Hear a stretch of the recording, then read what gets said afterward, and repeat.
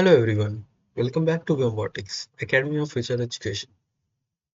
Today is your session 5 and today we will be learning about mechanical motion and joints. So myself Anu Verma, a mechanical engineer and a CAD designer. So before starting today's lecture, let us recap कि हम लोगों ने क्या क्या सीखा था last lecture में। तो लास्ट लेक्चर में हमने देखा था असेंबली माइंडसेट क्या होता है, असेंबली बेसिकली क्या होता है, हर एक कॉम्प्लेक्स ऑब्जेक्ट को सेपरेट पार्ट्स में बना के फिर उसे साथ में फिट कैसे किया जाता है। हर एक पार्ट की खुद की फाइल होती है टिंकर कैड या जिस भी सॉफ्टवेयर में यूज कर रहे हैं उससे, और सब में शेयर्ड कोऑर्डिनेट्स होते हैं ताकि उन्हें इजीली अलाइन और असेंबल किया जा सके। फिर हमने टॉलरेंसेस और फिट टाइप सीखे थे कि टॉलरेंस क्या होता है और कौन कौन से तरह के फिट्स होते हैं। सबसे पहले क्लियरेंस फिट था, 0.3 से 0.5 mm का गैप रखते हैं जब स्लाइडिंग होनी हो पार्ट्स के बीच में।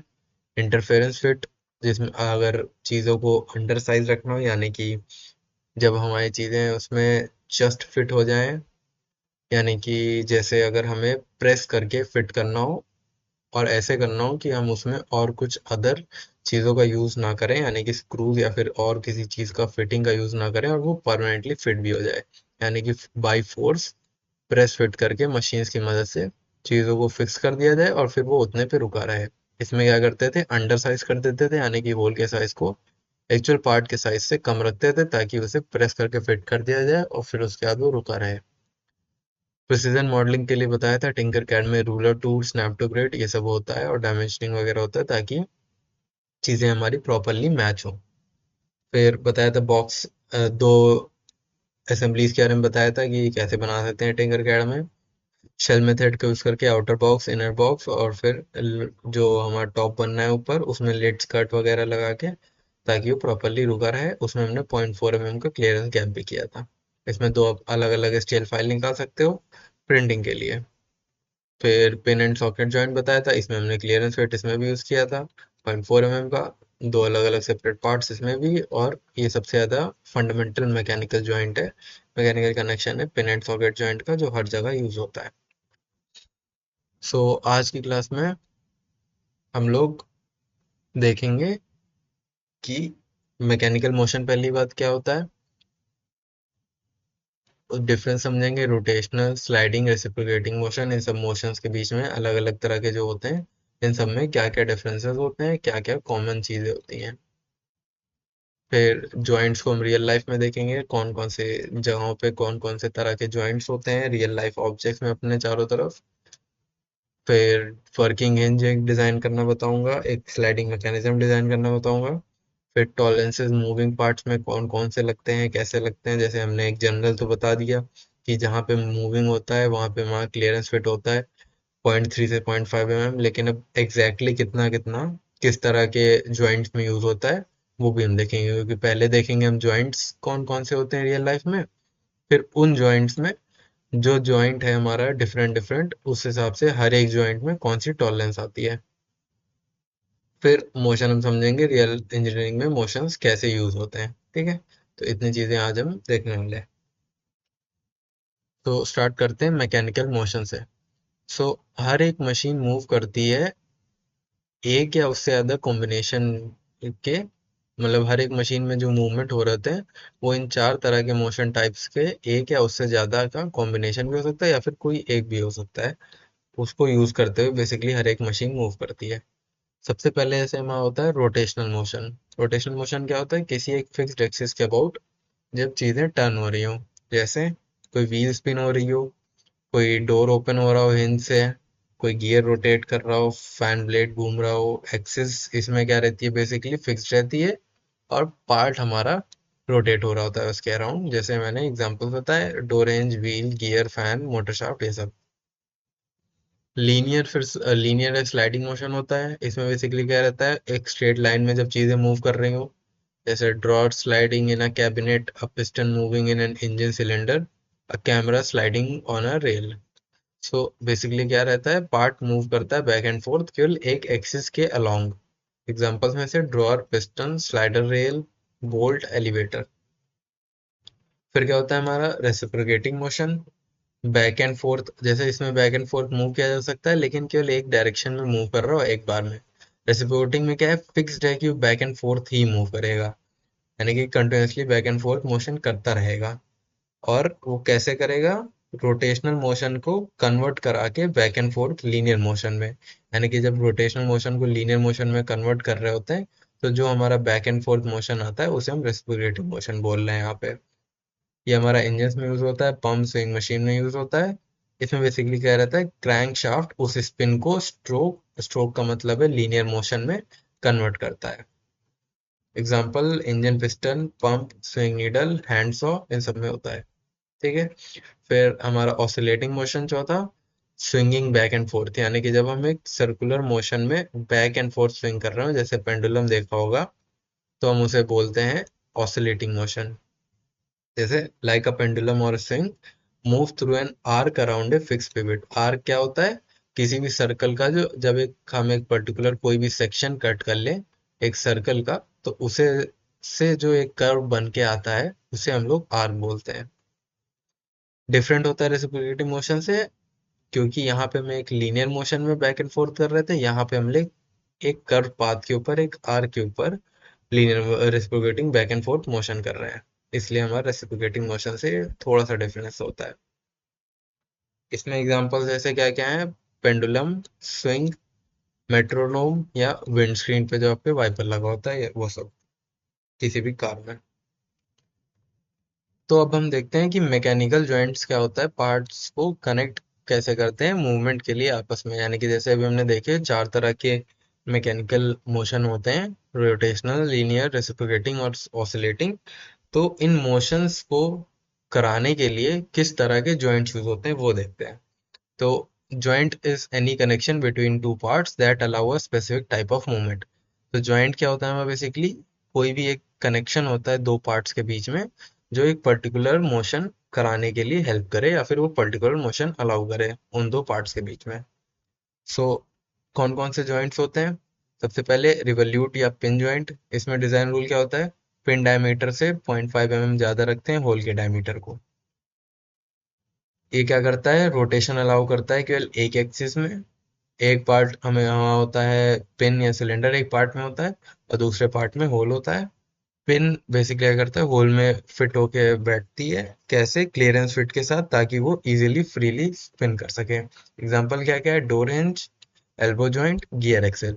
रूल क्या रखते हैं कि पिन की जो यानी कि जो पिन वाला शेप बन रहा है, पिन की डायमीटर, उसकी जो भी हमारा डायमीटर है उससे 0.5 mm ज्यादा रखते हैं जो हमारा बनने वाला है एक्सिस, या वो सॉरी, पिन की डायमीटर हमेशा ज्यादा रख पिन की डायमीटर से 0.5 mm ज्यादा रखते हैं जिस पार्ट में हमारा होल बनना है उससे। यानी कि अगर पिन हमारी 10 mm की है, तो जो होल बनना है दूसरे पार्ट में वो 10.5 mm का बनेगा, ताकि हमारा इजीली स्पिन कर सके वो। फिर आता है हमारा प्रिज्मेटिक या स्लाइडर जॉइंट। इसमें क्या रूल होता है, डिजाइन रूल, कि रेल की जो विड्थ होगी 0.4 mm उसमें बढ़ा देंगे, वो हमारी स्लॉट की विड्थ होगी। सो स्लाइडर जॉइंट क्या करता है? लीनियर मोशन अलाउ करता है एक एक्सिस के अलोंग। ये भी जैसे इसमें क्या है, रेल या चैनल, इसमें बेसिकली क्या करता है? गाइड करता है मूविंग पार्ट को, रोटेट नहीं कर सकता वो, और स्लाइड करता है केवल एक डायरेक्शन में। इसके एग्जांपल क्या है? Drawer slide, piston, camera slider. जैसे ड्रॉर देखा होगा अपने टेबल्स में लगे होते हैं, उसमें जो स्लाइडिंग मोशन हो रहा होता है उसके अंदर देखेंगे तो स्लाइडर जॉइंट होता है। उसमें बेसिकली क्या रहता है, ऐसे करके एक रेल वाला सिस्टम, रेल वाला रहता है पार्ट, और इसके ऊपर फिट होने के लिए स्लाइडर वाला पार्ट रहता है, स्लॉट वाला पार्ट रहता है, जो भी कह सकते हो। तो एक रेल रहेगी और एक स्लॉट रहेगा। ठीक है। तो इन दोनों के बीच में जो डिफरेंस रखते हैं वो 0.4 mm का रखते हैं, यानी कि जितनी हमारी रेल है उससे 0.4 mm बढ़ा के स्लॉट रखते हैं, ताकि हमारा मोशन हो पाए इजिली। फिर बॉल और सॉकेट जॉइंट। इसमें डिजाइन रूल क्या? बॉल की डायमीटर से 0.6 mm ज्यादा करके सॉकेट बनाएंगे हम, जो भी जिसके अंदर बॉल रखनी है। ये क्या करता है? रोटेशन अलाउ करता है तीन अलग अलग डायरेक्शन में, एक्स वाई जी हर डायरेक्शन में रोटेशन। जैसे पिन में हमारा एक ही एक्सिस के अलोंग था, इसमें तीन तीन अलग अलग एक्सिस के अलोंग रहेगा।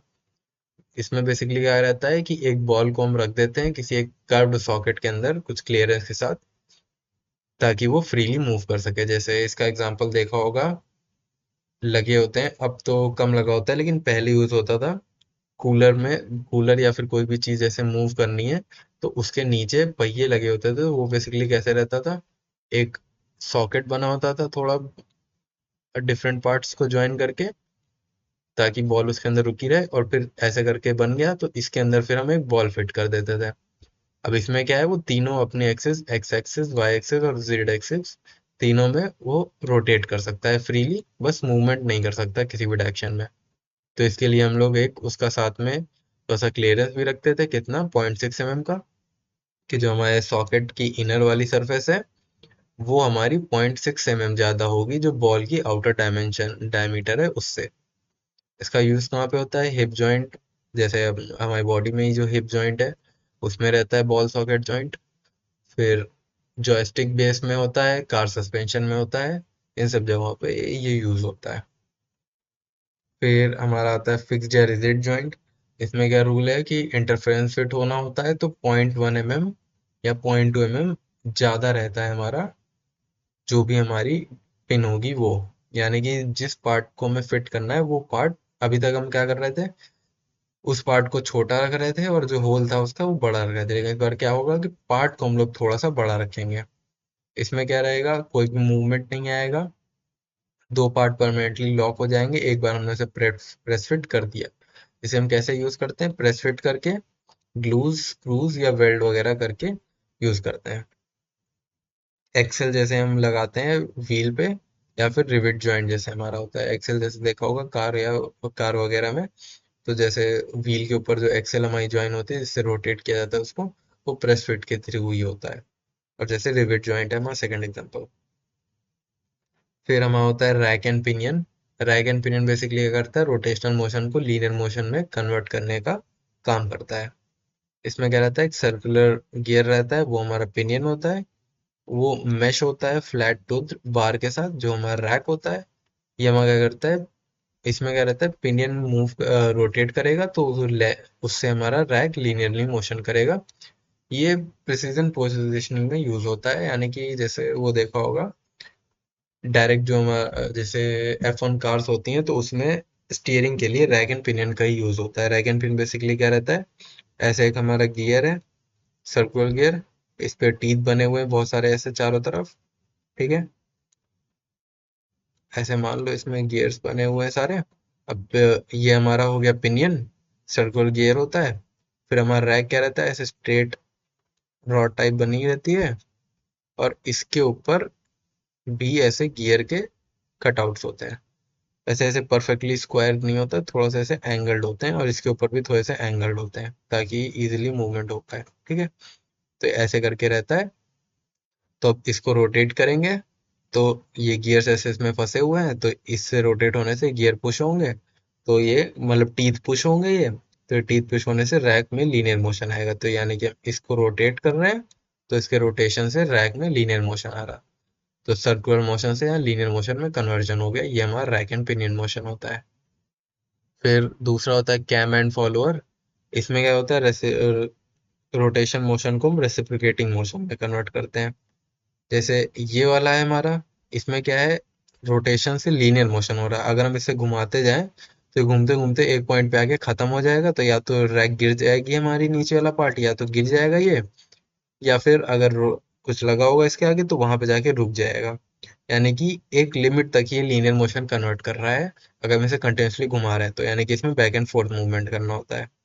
वैसे हमारा स्टीयरिंग में यूज होता है, तो बेसिकली क्या रहता है, पहिए से कनेक्ट रहते हैं, फिर पहिए मतलब डायरेक्टली नहीं कनेक्ट रहते हैं, जैसे ऐसे पहिया है और ये स्टीयरिंग व्हील है, तो यहाँ पे जाके इसमें एक पॉइंट पे कनेक्ट होता है, जिसकी मदद से ये इसको इधर, अब हम स्टीयरिंग को अगर इधर घुमा रहे हैं तो ये हमारा जैसे इस साइड को स्टीयरिंग घुमाई तो पिनियन इधर मूव करेगा, तो बेसिकली क्या करेगा, इस व्हील को इधर की तरफ ऐसे घुमा देगा, तो ये व्हील अगर ऐसे स्ट्रेट से ऐसे हो जाएगी, और वैसे ही सेम इधर भी जाके कनेक्ट रहेगा, तो ये वाली व्हील भी हमारी ऐसे से इधर तरफ को घूम जाएगी, तो ये ऐसे हो जाएगी, तो यानी स्टीयरिंग व्हील हमने ऐसे घुमाया तो इधर को घूम गया।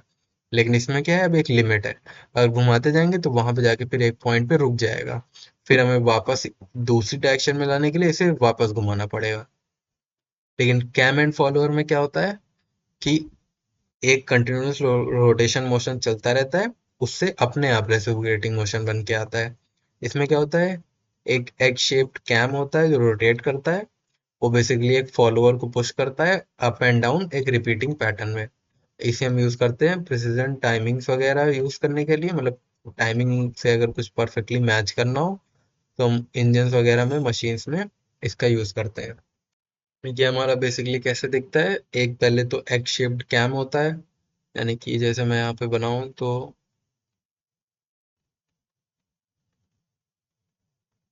ऐसे करके हमारा कैम होता है। यहाँ पे किसी एक पॉइंट पे फिक्स रोटेट करेगा, यहाँ से मैं एक्सेल कनेक्टेड है या फिर कुछ भी जिससे हम रोटेट कर रहे हैं। और इसके ऊपर या साइड में जैसे भी कहीं पे भी, अगर ऊपर लग रहा है तो ग्रेविटी ही अपने आप काम करेगी, नहीं तो अगर साइड्स में लग रहा है तो स्प्रिंग या किसी चीज से लोड करना पड़ेगा। तो अब बेसिकली इसमें क्या है, ऐसे करके हमने इसको रोक दिया पिन को या फिर फॉलोअर को, इसको फॉलोअर बोलते हैं। इसको हमने यहाँ पे ऐसे रोक दिया और इसके ऊपर रख दिया जो हमारा यहाँ पे एग शेप्ड कैम है। अब इसमें देखो बेसिकली क्या है, ये हमारा कैम हो गया, ये फॉलोअर हो गया। अब इसमें क्या होता है कि इसको अगर हम रोटेट कर रहे हैं तो अब देखो, यहाँ से हम रोटेट कर रहे हैं तो ये इसमें क्या है, ये वाला पार्ट लंबा है, ये वाला पार्ट इसमें, मतलब इस वाले पार्ट पे ज्यादा डिस्टेंस है, इस पार्ट पे कम डिस्टेंस है। तो अभी अगर ऐसे रोटेट करेगा तो पहले यहाँ पे, फिर ये सरफेस धीरे धीरे करके यहाँ पे नीचे खिसकती जाएगी। तो ये नीचे आएगा क्योंकि यहाँ पे इसकी कम डिस्टेंस है इस पार्ट से। तो इस पोजीशन में यहाँ पे है। और जब ये वाला पार्ट ऊपर आ जाएगा तो यहाँ कहीं आएगी सरफेस, तो ये अपने आप ग्रेविटी से नीचे आ जाएगा यहाँ पे। फॉलोअर वाला पार्ट हमारा अपने आप नीचे आ जाएगा ग्रेविटी की वजह से। फिर जब ये वापस रोटेट करेगा तो ये वाला पार्ट फिर से ऊपर आ रहा होगा, तो इसे वापस पुश करके यहाँ पे ले आएगा। तो बेसिकली क्या है, कैम के ऊपर ये फॉलोअर रखा हुआ है, तो जब इसकी वैरिंग रेडियस है तो जब ये रोटेट कर रहा है तो उसकी वजह से ये ऊपर नीचे मूवमेंट हो रहा है इसमें। तो अगर जैसे अपराइट बनाया गया है तो ग्रेविटी की वजह से अपने आप ही नीचे आएगा ये। और अगर अपराइट नहीं है, जैसे साइड की तरफ को हमने लगा दी इसमें फॉलोअर, तो इसमें क्या करेंगे, हम इसे स्प्रिंग लोडेड कर देते हैं बेसिकली यहाँ से बांध के, ताकि ये अपने आप एक पॉइंट इस साइड से ऑब्वियसली स्प्रिंग लोड करेंगे, उधर नहीं, ताकि हमें इस तरफ को पुश करना है। तो इसमें हम बेसिकली इसको स्प्रिंग लोड कर देंगे, तो भी अपने आप इसके ऊपर पुश करके रखेगा सरफेस के ऊपर। तो जब कम डिस्टेंस पे है सरफेस तो ये पास आ जाएगा, और जब ये वाला पार्ट इसके पास आएगा तो ये इधर चला जाएगा। तो ये बैक एंड फोर्थ मोशन होता रहेगा एक कंटिन्यूअस रोटेशन मोशन से। फिर इसके बाद अब देखते हैं कि मूविंग पार्ट में टॉलरेंस, जैसे मैंने एक जनरल बता दिया, तो कौन सी मूवमेंट पे, क्योंकि जैसे हमने आज अलग अलग तरह के मोशन और अलग अलग तरह के जॉइंट्स देखे, तो उन अलग मोशंस पे, अलग जॉइंट्स पे कितना गैप कब रखना होता है वो देखते हैं। क्योंकि मूविंग पार्ट्स में देखो, जैसे हमारा ज़्यादा क्लियरेंस चाहिए स्टैटिक असेंबलीज से, अगर हमने जैसे ज़्यादा जो टाइट कर दिया किसी जॉइंट को तो पूरी तरह लॉक हो जाएगा प्रिंटिंग होने के बाद। तो उस चीज़ का हमें ध्यान रखना है। सो जैसे फिट टाइप्स अलग अलग तरह के अब देखते हैं कौन से, जैसे प्रेस फिट है, अगर हमारा प्रॉपरली प्रेस फिट करना है पूरी तरह से, तो हम उसमें 0 mm डिफरेंस, यानी कि बिल्कुल डिफरेंस नहीं रखेंगे। इसमें क्या होगा, परमानेंट लॉक हो जाएंगी चीज़ें। इसका यूज मतलब बेसिकली क्या होता है, जहाँ पे हमें परमानेंट लॉक करनी हो चीज़ें, बियरिंग्स में, एक्सेल्स में, जहाँ पे हमें बेसिकली कभी मूवमेंट ना चाहिए हो उन जगहों पे हम यूज करते हैं। फिर दूसरा होता है हमारा ट्रांजिशन फिट, इसमें हम गैप कितना रखते हैं, 0.1 mm का।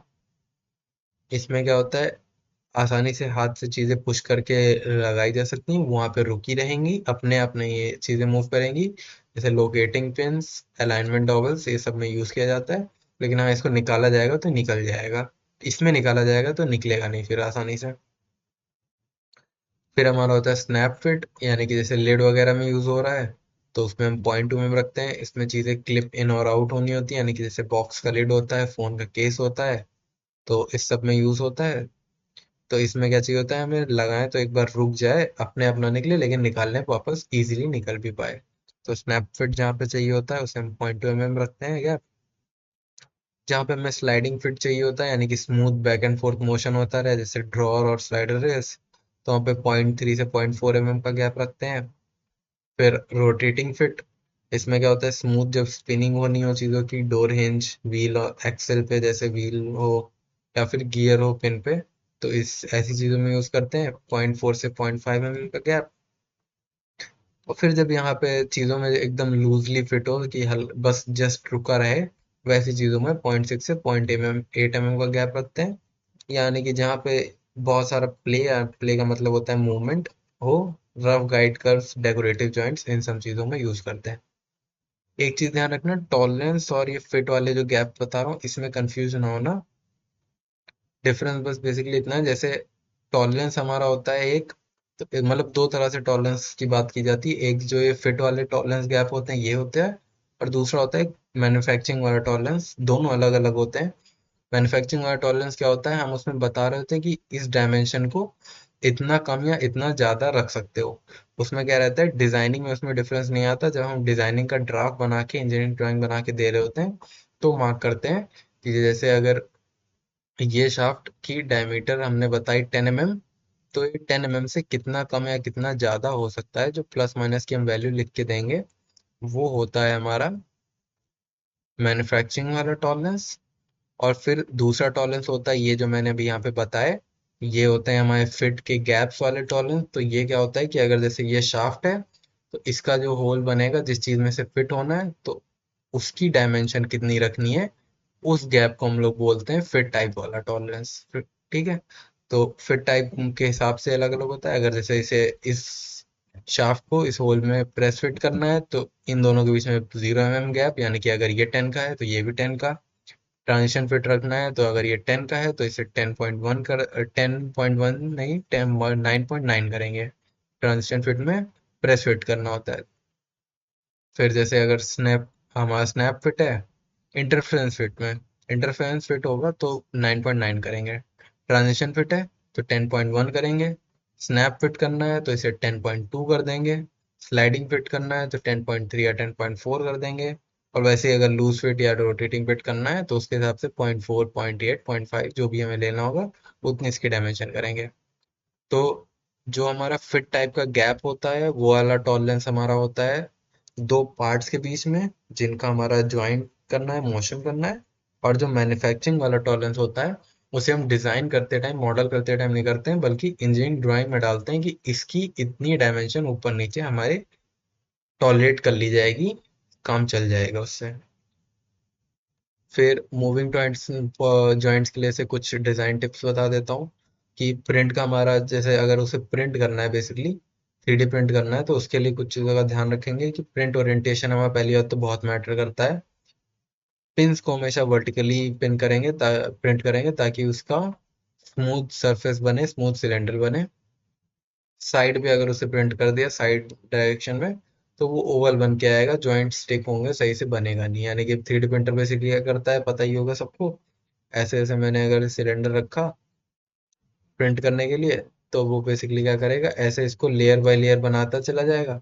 तो अगर मैंने इसको ऐसे वर्टिकली रखा, तो अगर सर्कल सर्कल ऐसे बनाता चला जाएगा तो स्मूथ सिलेंडर बनेगा। लेकिन अगर इसे मैंने साइड वाइज रख दिया, साइड व्यू से अगर देखूं तो ये ऐसे होगा।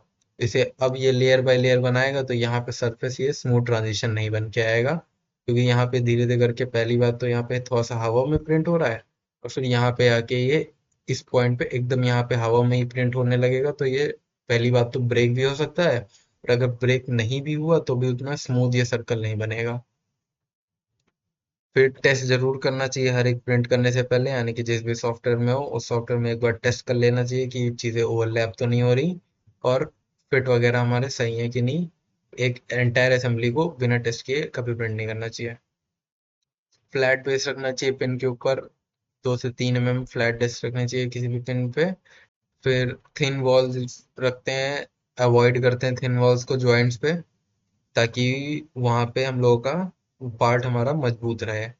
यानी कि जो हमारा जैसे जिस जगहों पे जॉइंट्स लगने हैं उन जगहों पे वॉल्स को 2 mm से कम नहीं रखते हैं रोटेटिंग जॉइंट्स पे।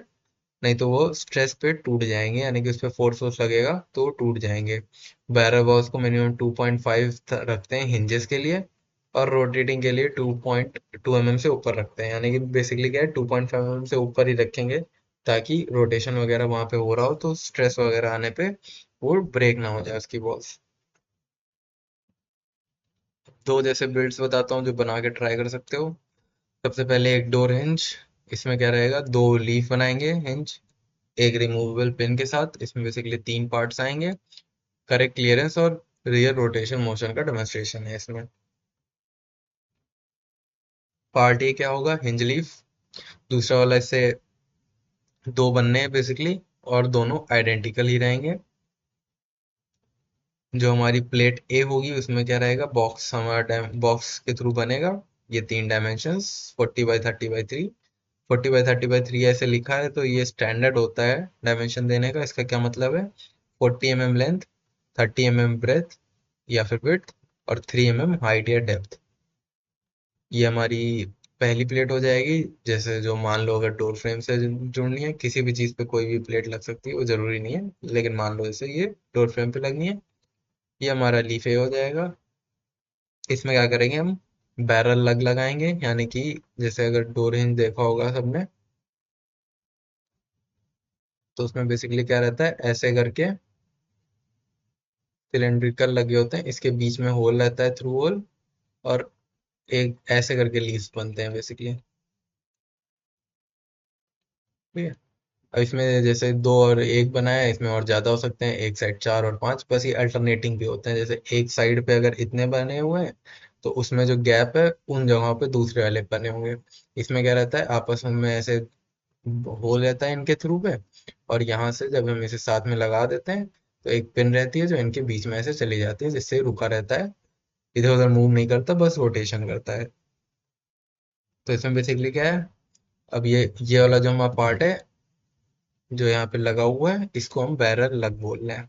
उसको बनाने के लिए क्या, सिलेंडर लेंगे एक, 10 mm diameter, 5 mm height, rotate करके यहाँ पे इसके बेसिकली एज पे लगा देंगे। 30 mm वाली साइड पे शॉर्ट एज के सेंटर पे रखेंगे, ये हमारा हिंज का बैरल हो जाएगा। फिर उसमें एक होल करेंगे जिससे हमारी पिन जानी है। उस होल को क्या करेंगे, 5.5 mm डायमीटर, 10 mm लेंथ, इसको होल की तरह सेट कर देंगे, बैरल के अंदर लगा के वो ग्रुप कर देंगे। 5 mm पिन रखी है तो 0.5 mm का रोटेटिंग फिट रखेंगे, वो आगे हमारा दिखेगा। फिर पार्ट बी भी ऐसे सिमिलरली बना देंगे, बस केवल उसमें क्या करेंगे, बैरल लग जो हमारा यहाँ पे, अगर इसको सेंटर पे लगाया है, दूसरे वाले में दो ऊपर नीचे लगा देंगे। और अगर जैसे पहले वाले में ऊपर नीचे लगा दो, तो दूसरे वाले में सेंटर पे लगाएंगे, बेसिकली अल्टरनेट करते हुए। फिर दूसरा पार्ट जो हमारा है वो है तीसरा पार्ट कह सकते हो, तीसरा पार्ट जो हमारा है हिंज पिन है। हिंज पिन बेसिकली क्या है, पिन बनेगी एक सिलेंडर। इसमें हम लोग क्या रखेंगे, 5 mm डायमीटर, 28 mm हाइट, लेकिन क्या ध्यान रखेंगे, क्योंकि हमारा यहाँ पे हमने क्या किया था कि जो हमारा होल है 5.5 mm का रखा था, इसलिए हम लोग सिलेंडर जो हमारा यहाँ पिन बन रही है वो 5 mm का रख रहे हैं। क्योंकि लग जो है हमारा है वो 5.5 mm इनर है, यानी कि 5 mm की हमारी पिन प्लस 0.5 mm का रोटेटिंग क्लियरेंस रखते हुए, तो इनके थ्रू हमारा बेसिकली पिन चली जाएगी इजीली, और रोटेशन भी अलाउ करेगा। अब इसके ऊपर क्या करेंगे, एक और सिलेंडर थोड़ा सा लगा देंगे इसके ऊपर। उससे क्या होगा, ये ऐसे, अब जैसे हम लगा रहे हैं तो इसके आर पार जाके ऐसे गिर नहीं जाएगा, यहाँ पे आके रुक जाएगा। तो उसे पिन हेड बोल रहे हैं, वो थोड़ा सा बड़ा ज्यादा डायमेंशन रखेंगे होल से, 8 mm डायमीटर, 3 mm हाइट। इसको एक पिन के ऊपर एक एंड पे लगा देंगे, यहाँ बेसिकली क्या करता है, आर पार जाने से पिन को रोक के रखेगा। अलाइन करके सेंटर कर देंगे, ग्रुप कर देंगे, ये हमारा पिन वाला पार्ट हो गया। तो ये हमारे तीनों पार्ट 3D प्रिंटिंग के लिए रेडी, यूजेबल हो गए, हमारे पार्ट रेडी। एक हमारा लीफ ए, एक लीफ बी और एक हिंज पे, तीनों फाइल को मिला के एक कंप्लीट वर्किंग हिंज है हमारा। फिर दूसरा एक बिल्ड बता देता हूँ, जैसे स्लाइडिंग ड्रॉअर का मैकेनिज्म। स्लाइडर ट्रैक कैरेज होता है इसमें, ड्रॉर्स में, कैमरा रेस में, सीएनसी मशीनिंग और रोबोटिक्स, इन सब चीज़ों में यूज होता है। इसमें क्या रहता है, एक रेल ट्रैक होगा हमारा, वो क्या रहेगा, बॉक्स रहेगा बेसिकली, एक 100 लेंथ, 20 विड्थ और 12 mm हाइट का। उसमें हम लोग होल कर देंगे 92, 12 और 8 का, दोनों को सेंटर कर देंगे एक एक्सिस पे। ये हमारी फिक्स्ड आउटर रेल हो जाएगी। ये बेसिकली ऐसे करके दिख रहा है ये। इसमें एक बीच में चैनल बन रहा है जिसमें हमारा कैरेज जाएगा। सो इसमें क्या है, ये 100 mm इसकी आउटर वाली डायमेंशन है, 92 mm। और ये वैसे इस साइड से नहीं, लेंथ इसमें नहीं दिख रही है हमें, लेंथ इसमें स्क्रीन के आर पार मान सकते हो। तो स्क्रीन के आर पार 100 mm वो और 92 mm उसके अंदर वाली। इस साइड वाली हमें डायमेंशन दिख रही है, तो उसमें क्या है बेसिकली 20 mm ये है हमारा। इसके अंदर वाला होल 12 mm है। इसके अंदर वाला होल, हाँ ये 12 mm है। और इसकी हाइट ये 12 mm है। और इसका ये जो होल बन रहा है ये वाला वो 8 mm है। तो यानी कि एक हमने बड़ा बॉक्स लिया जिसको हमने 100 लेंथ रखी, 20 विड्थ रखी और 12 हाइट रखी। फिर एक दूसरा बॉक्स बनाया, उसकी 92 लेंथ रखी, 12 विड्थ रखी और 8 हाइट रखी। फिर हमने क्या किया, इसकी टॉप सरफेस से अलाइन किया, सेंटर अलाइन किया और दोनों को ग्रुप करके कंप्लीट कर दिया। इसमें क्या है बेसिकली, कैरेज को हम सेकंड फिर हम क्या बनाएंगे, कैरेज बॉडी बनाएंगे। फिर तो ऑब्वियसली बाद में चेक करेंगे, पहले से कैरेज बॉडी बनाएंगे। उसमें क्या रखना है, स्लॉट बनाना है बेसिकली 12 mm विड्थ का। कैरेज की विड्थ, क्योंकि हमारा स्लॉट जो यहाँ पे बन के आ रहा है वो 12 mm विड्थ का है, तो कैरेज विड्थ को हम 11.6 mm रखेंगे। स्लॉट विड्थ हमारा, फिर स्लॉट की हाइट, ये जो बेसिकली यहाँ पे कटआउट बन के आ रहा है इसको हम स्लॉट बोल रहे हैं। अब स्लॉट की हाइट हमारी क्या है, 8 mm। तो कैरेज की हाइट हम 7.6 mm रखेंगे और लेंथ जैसे हमने 80 mm कर दी। तो अब इसमें क्या है, स्लाइड फिट हमने क्लियरेंस रखा है स्लाइडिंग फिट का 0.4 mm का हर एक्सिस पे। तो जैसे ये जो कैरेज है हमारा वो बन के आएगा इसके अंदर ऐसे थोड़ा सा, जैसे मैं थोड़ा सा एग्जैजरेट करके दिखा रहा हूँ, इतना छोटा नहीं, इतना डिफरेंस नहीं होगा दोनों के बीच में, बहुत छोटा सा डिफरेंस है 0.4 mm का, ताकि ये इजीली मूव कर पाए। तो ये हमारा हो गया आउटर रेल ट्रैक वाला पार्ट। और ये हमारा जो यहाँ पे बन के आ रहा है ये हमारा होगा कैरेज बॉडी वाला पार्ट। दोनों के फिट को चेक कर लेंगे रेल स्लॉट के अंदर रख के, ताकि इजीली हो रहा है। देख लेंगे कोई सरफेस ओवरलैप ना कर रही हो, कैरेज इजीली मूव कर पा रहा हो, end to end linear motion हो रहा हो, कोई रोटेशन वगैरह ना हो रहा हो। तो अगर कुछ इसमें दिक्कत आ रही हो तो उसके हिसाब से एडजस्ट कर देंगे। फिर एक हैंडल टैब लगा देंगे। वो हैंडल टैब बेसिकली क्या रहेगा, एक बॉक्स रहेगा 16 by 5 by 3 mm का कैरेज के ऊपर, यानी कि इसके ऊपर यहाँ पे ऐसे करके एक बॉक्स लगा देंगे, हैंडल टैब वो हमारा होगा। अलाइन करके इसे भी ग्रुप कर देंगे, ये हमारी हैंडल हो जाएगी बेसिकली कैरेज को रेल के ऊपर मूव करने के लिए इधर उधर। फिर एंड स्टॉप्स लगा देंगे 20 by 4 mm के रेल के दोनों एंड्स पे, ताकि इससे हमारा कैरेज इधर उधर बाहर ना मूव कर जाए, जहाँ पे हमें मतलब जहाँ तक हमारी रेल बनी हुई है उसके बाहर मूव करके गिर ना जाए। इसके लिए दोनों पार्ट्स को एक्सपोर्ट कर देंगे एसटीएल में, rail dot S T L carriage dot S T L नाम करके, ताकि हम इसे प्रिंट कर सकें और यूज कर सकें कैरेज को और रेल को एक स्मूथ लीनियर मोशन के लिए। इसमें दो पार्ट के थ्रू एक स्लाइडिंग जॉइंट बनेगा हमारा। अब जैसे रियल वर्ल्ड में एग्जांपल ले लेते हैं, मूविंग मैकेनिज्म्स के कौन कौन से होते हैं। हर एक मशीन जो अपने आसपास देख पा रहे होंगे उसमें एक या उससे ज्यादा ही जॉइंट्स होंगे, जो अभी अभी हमने देखे हैं। जैसे एग्जांपल्स लेता हूँ, रोबोट आर्म, उसमें जॉइंट कौन सा होता है, रिवोल्यूट का होता है जॉइंट। हर एक जॉइंट जो एक रोबोट आर्म में होता है उसमें रिवोल्यूट जॉइंट लगा होता है, रोटेशन दे रहा होता है वो सिंगल एक्सिस के थ्रू। जैसे एक 6 एक्सिस इंडस्ट्रियल रोबोट होता है, उसमें 6 अलग अलग रिवोल्यूट जॉइंट 6 अलग अलग पॉइंट्स पे लगे होते हैं, ताकि वो एक एग्जैक्ट हिंज मैकेनिज्म जो जैसे हमने बनाया बनाया था अभी हिंज वाला, वैसे ही हम लोग यूज हो रहे होते हैं। उसमें 6 अलग अलग पॉइंट्स पे यूज हो रहे होते हैं, ताकि वो कंप्लीटेड एक 6 एक्सिस कंट्रोल उस पर आ जाए रोबोट पे। फिर सेकंड एग्जांपल जैसे कार इंजन के अंदर रेसिप्रोकेटिंग मोशन होता है, उसमें पिस्टन ऊपर और नीचे मूव कर रहा होता है, रेसिप्रोकेटिंग मोशन। उससे हमारी क्रैंकशाफ्ट कनेक्ट होती है, उस रेसिप्रोकेटिंग अप डाउन मोशन को रोटेशन मोशन में कन्वर्ट कर लिए के लिए, ताकि हमारी व्हील्स को हम घुमा सकें, क्योंकि जैसे ऊपर नीचे ऐसे अप डाउन मोशन से हमारी व्हील्स तो चल नहीं सकती डायरेक्टली। तो हमें उसे रोटेशन मोशन में कन्वर्ट करना होता है, ताकि वो पावर हम फिर व्हील्स को दे सकें। इसके बिना कन्वर्शन मतलब इस कन्वर्जन के बिना व्हील्स हमारी रोटेट या यूज नहीं की जा सकती हैं। इंजन बेसिकली एक मशीन रहती है जो हमारे फ्यूल को रोटेशन मोशन में कन्वर्ट करता है पूरा।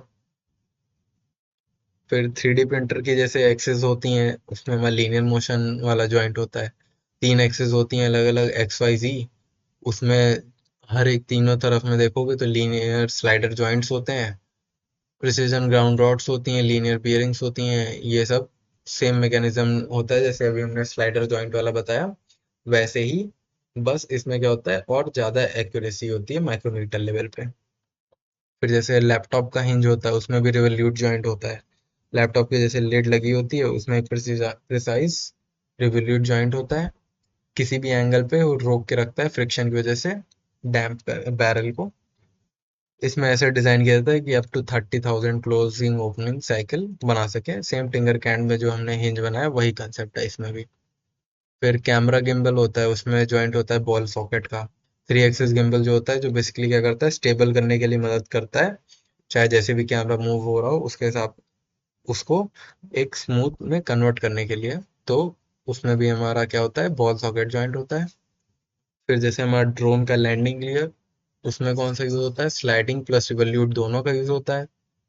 उसमें क्या होता है बेसिकली ड्रोन में रिट्रैक्टेबल लैंडिंग गियर लगा होता है जिसमें हमारा लेग एक्सटेंड होके बाहर आए और फोल्ड हो जाए। तो ये जो दो अलग अलग हैं स्लाइड बाहर आने के लिए एक्सटेंड करने के लिए स्लाइडर होता है और फोल्ड हो जाए उसके लिए रिवोल्यूट होता है। यानी कि ड्रोन जैसे हमारे होते हैं तो उसमें जब उड़ा रहे हैं तो उतने टाइम लैंडिंग गियर उसका रुका रहे। मतलब लैंडिंग गियर उड़ाते टाइम लैंडिंग गियर का तो हमें कोई काम नहीं है और एरोडायनेमिक्स में दिक्कत करेगा। उड़ने की स्पीड हमारी कम होगी। तो उसके लिए हम क्या करते हैं वहां पे लैंडिंग गियर लगा दे को रिट्रैक्टेबल रखते हैं यानी कि जब हम उड़ा रहे हैं तो उसे वापस फोल्ड करके अंदर रख लें। सर्वो के थ्रू कंट्रोल हो जाता है बेसिकली ये कैम शाफ्ट और ये सब लगे होता है उसमें पूरा एक मैकेनिज्म में। फिर अब देख लेते हैं नेक्स्ट सेशन सेशन 6 में हम क्या पढ़ेंगे। सेशन 6 में हम लोग प्रोडक्ट डिजाइनिंग के फंडामेंटल्स देखेंगे। डिजाइन थिंकिंग कैसे काम करती है।